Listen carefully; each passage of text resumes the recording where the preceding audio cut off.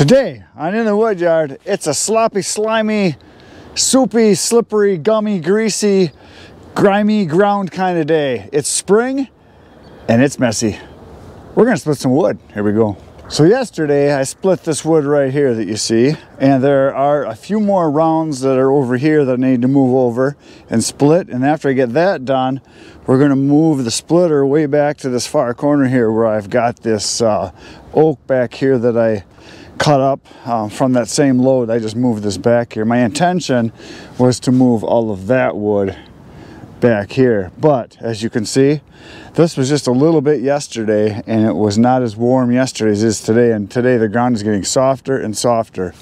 So I will not be doing any tractor work. As much as I would like to move all the wood to the back here, is not going to happen because this is going to tear everything up. It's that time of year when everything is greasy, grimy gopher guts on the ground. So I'm going to split the rest of that little bit of wood up there. So I'm going to push the splitter back here. We're going to split this little bit of hedge Osage orange. Going to split this, and then we're going to split the oak right there, and I'm going to throw the oak that direction. I'm going to work my way right into the pile because I want it stacked over there as much as possible. So that's what's on the agenda for today, and then we'll see what other kind of trouble we can get into once that's done. So time to get busy.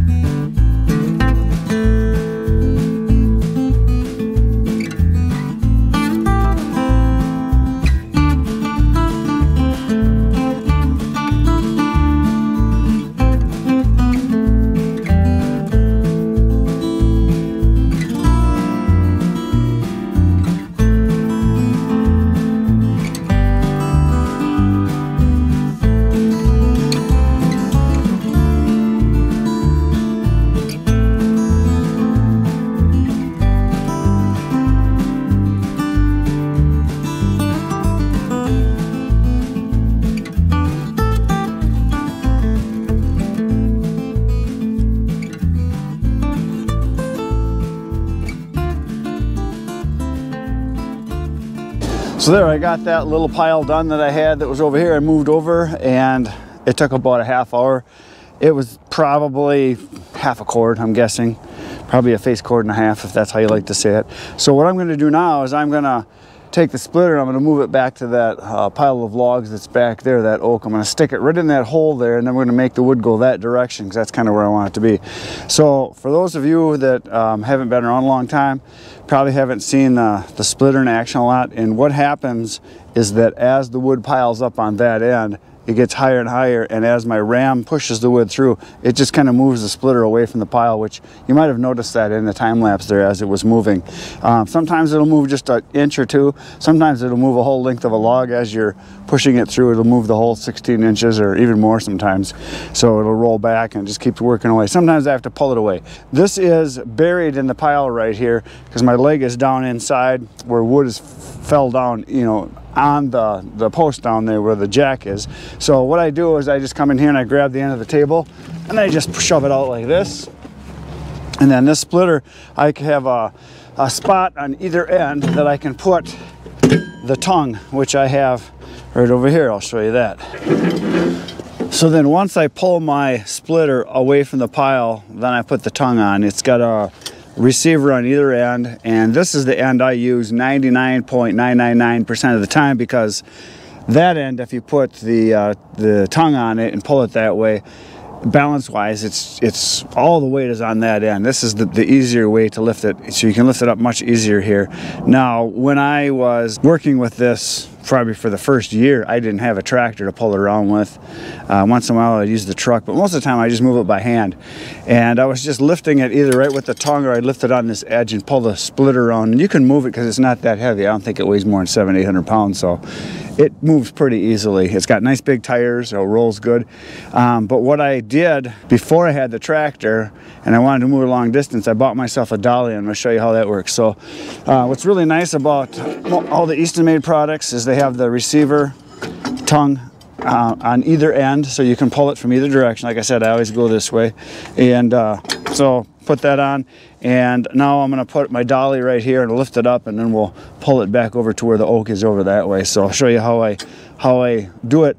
When I have really wet ground, I use this little dolly, and it works really good, because if I use the tractor or the truck, I'm just going to tear everything up, because we've got frost in the ground right now that's probably 2 feet deep, but we've probably got about an inch or so of thawed ground, and it's really wet. So I just don't want to rip everything all to shreds here today in the spring. So we're going to move it right now.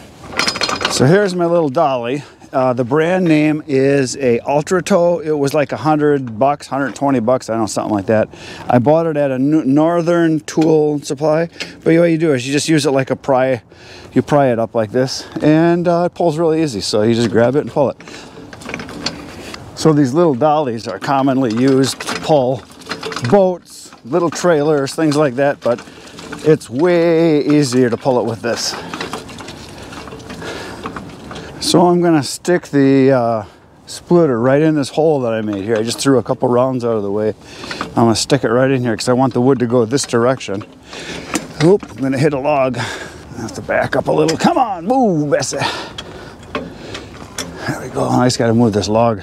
So one thing, if you're moving heavy equipment around, or a trailer or something like that, if you hit a chunk of wood, like I just did, I hit this piece of wood back here, it will stop you right now.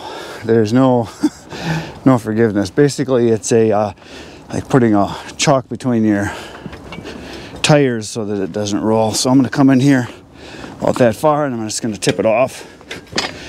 We'll get rid of this, and then I'm going to slide it in a little farther. So now I'll just take the tongue off, get rid of it, because I don't want this getting buried in the wood pile, because that does happen. I learned that the hard way. I just always keep my pin with it, and we'll just toss it over on this pile off to the side over here. And then I also move my splitter a lot of times just by grabbing it right here, lifting and just pulling back, but it's a lot harder than with the dolly. But for going a short distance or just maneuvering it around in the wood pile, this is the easiest way to do it. Oh, got another little piece of wood there. I didn't see. Yeah, even just a small piece of wood makes you stop. So we'll pull it in. I can go another 2 feet, it looks like here. There we go. That's about as far as I can go. So the splitter's right here. All my wood is right on this side over here. And over here is wood that I've already split. This here is completely dry wood that's going to be sold soon, now that I've got this opened up and I can get through here once the ground dries up. These chunks of wood right here, Osage orange, at least that's what I believe it is. I'm going to split that and throw it over here because I want to keep that separate, because I had 3 or 4 sticks of that. So I'm going to try to make that a special sale to one of my really good customers that heats with wood, and have him be part of his supply for next year. And I think he'll be pretty happy, because he's a guy that I was selling oak to for years, and then I converted him to locust, and he loves that. So I think he'll really like this, because it's supposed to be the holy grail of firewood. So what I just mentioned before is I've got all my wood right over on this side, so I'm going to walk around over here and I'll show you kind of my method, my madness method to the madness. On that side is normally I would have a second person running the lever, and then over here this person would be feeding, but I'm alone today, so I will be standing right in that hole, and I will be splitting the wood as it goes that way, and I'll chuck it over there because I want it to go that way as far as possible. So I'll just start right in here, and I'll just keep moving the wood over there. So splitting time.